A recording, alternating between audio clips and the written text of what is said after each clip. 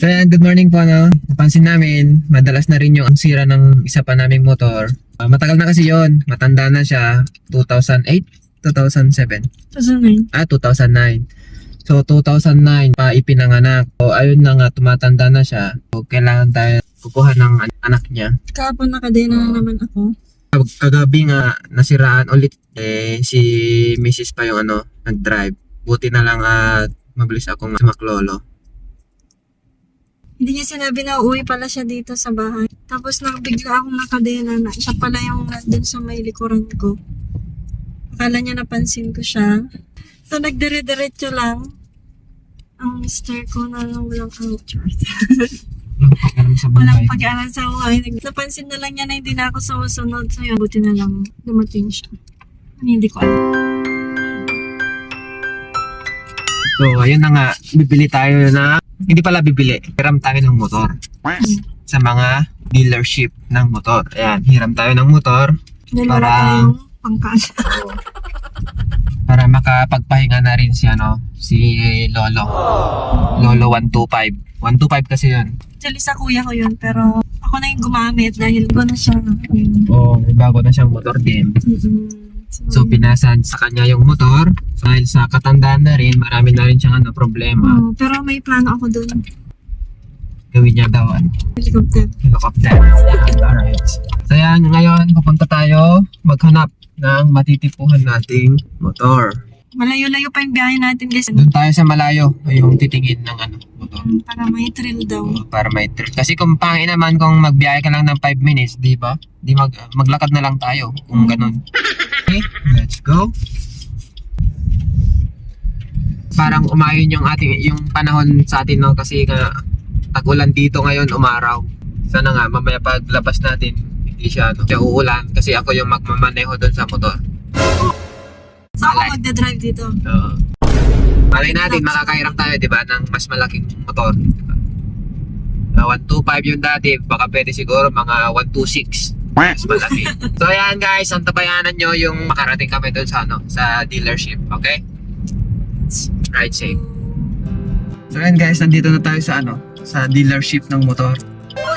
So ayan, nandun na yata yung gusto ko, parang brusco. Titignan natin. Okay? Yes.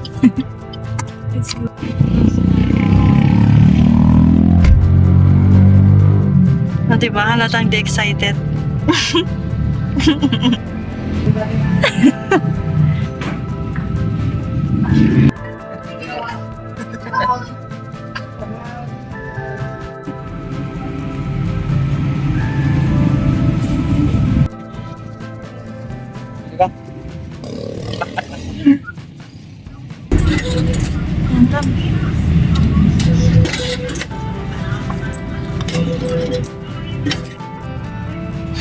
Dahil nakahanap tayo ng magagastusan. So ayan, ubos na yung pera natin. Kahit hindi dapat gastusin mo lang. Hindi mayat IG naked love. Pinta sa your vlog. So pwede na kita tatagpatarin.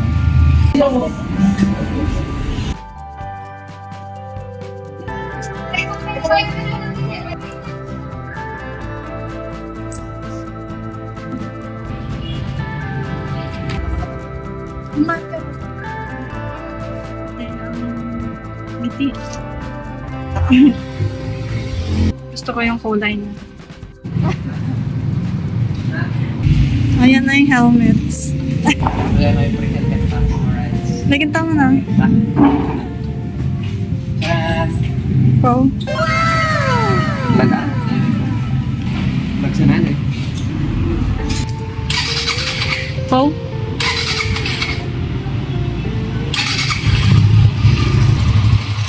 Unang piga ko.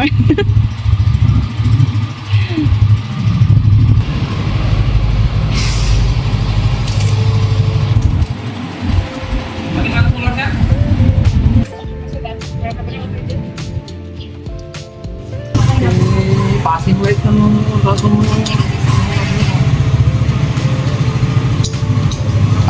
Kasi mga ko ito, ikat mo ka. Hadi ah.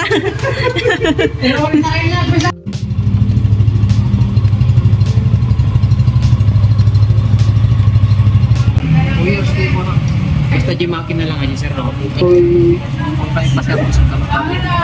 About the warawaran sir, kapag yung basahin nito sir. Pau. Pau, lagi dyan. Pau. Hey, dagan pa naman yung paslide na. Yan. Eh. Mas gana, tatika natin dash cam na. Datitas na pang motor. Kit- Retira ako.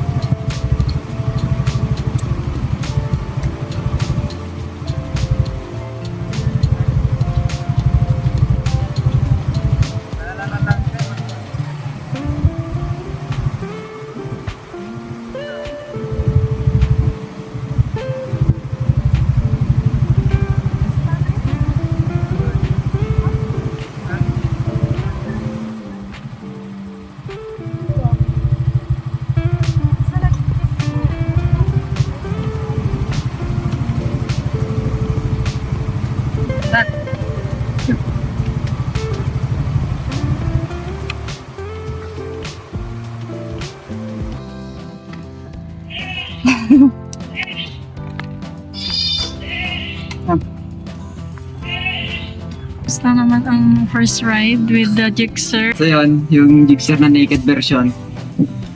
Ay, yun yung ano, natipuan namin kanina. Ang ganda. Oo. Ang ganda ng Yung looks niya, physical. talagang aggressive yung looks niya, ang ganda. Mm-mm. Nakakabali ng leg. Lalo na yung ano yung kulay niya, gray black na may green stripe. Yung green sa may ano niya, ilaw niya, yung headlight niya, tapos dun sa tangke na may ano, basta green stripe yung ano niya. So, nabibitin lang kasi ako kasi break in period pa lang, so nasa 4,000 RPM pa lang yung ano, yung maximum na ano, throttle niya. So siguro pag natapos na yung first PMS niya, yun, saka natin malalaman kung gaano kalakas yung arangkada niya. So ayun, yung nga dahil nga sa ano 4,000 RPM pa lang yung ano, yung maximum throttle niya. So nasa 50 kph yun. So ayun, 75 kilometer yung tinakbo namin kasi kinuha pa namin dun sa ano, ibang bayan. 75 kilometer. So yun, sakit sa katawan. Ewan ko kung nabigla lang ako kasi tagal na din akong hindi nagmotor rin. Siguro nasa 1 year na hindi nagmotor. Siguro naninibago lang. So yun, parang ano, kasi may Rider FI kami. Ayun, parang yung handling niya parang Rider FI din. Yung ano niya. Masakit din sa likod. Ewan ko lang kasi naninibago ako. Matapos yung first PMS, ayan. Ang unang ano yan, unang review ko yung top speed. Yung upuan. Yan. So yung upuan nga niya, yun nga parang Rider FI din yung ano niya, yung doon. Para sa akin, parehas. Rider FI saka doon sa Gixxer. Gixxer na masakit sa likod. Yung mga nagsasabing upright position, hindi siya ano. Ewan ko kung doon sa height ko lang. Kasi yung height ko kasi 166 cm. 5'5", yun, 5'5". Hindi siya upright position, hindi siya upright. Talagang parang rider din na medyo yuyoko ka. Yun yung honest review ko . Yung iba kasi nagsasabi na upright position, siguro dahil matangkad sila, mga 5'7", 5'8", ganun siguro sila, or 6. Yan, kaya mahaba yung kamay nila. Pag maiksi kasi, talagang medyo yuyuko ka. So, yun lang. Ewan ko dun sa back ride ko kung Naman, as back ride, mataas yung upuan. Para akong pinaparada. Maganda naman kasi talagang mapapayakap ka dun sa charots. Mapapaganon ka Hindi ko lang sure kung okay, comfortable ba pag long ride. So malalaman natin yan after nating mag long ride. Yun yung yung aabangan natin. Talagang i-north loop mo yun. Abangan natin kagaya doon sa namin, Rider FI yung ride namin, North Loop. So, yung Gixxer naman, susubukan natin, North Loop. Ayan, abangan natin yan kung loloobin. Tapos lang siguro mga nasa 3,000 kilometer na yan. North Loop natin siya. Okay. So ngayon, hindi pa kasi pa lang siya nasa 77 kilometer pa lang yung auto niya. Fresh na fresh. Parang pansit.